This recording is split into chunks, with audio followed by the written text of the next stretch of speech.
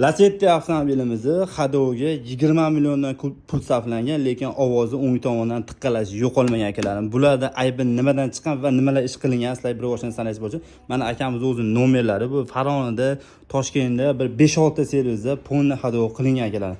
Ishonmasang, hatto nimaga 20 million so'm, nimaga 20 million so'm sarflangan deganda, ponni to'rtta, kayabi, amazatdan qo'yilgan, mana vilka jam qo'yilgan akalarim, ponni mana rulovoylargacha bor, yangi 3 million 600 ming koreyskiy qo'yishgan akalar.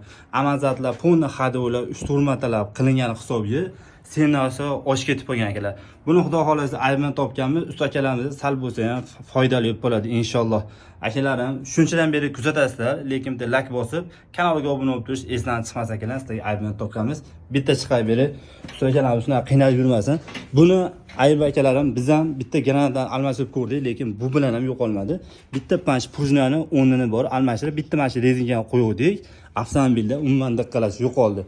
Mana shu videomizni Lacetti Gentleman'ga tanishib jo'natib qo'ying va ustaga tanishlarimiz bo'lsa, jo'natib qo'ysalar ham xudo xolasa manfaat yo'q bo'ladi.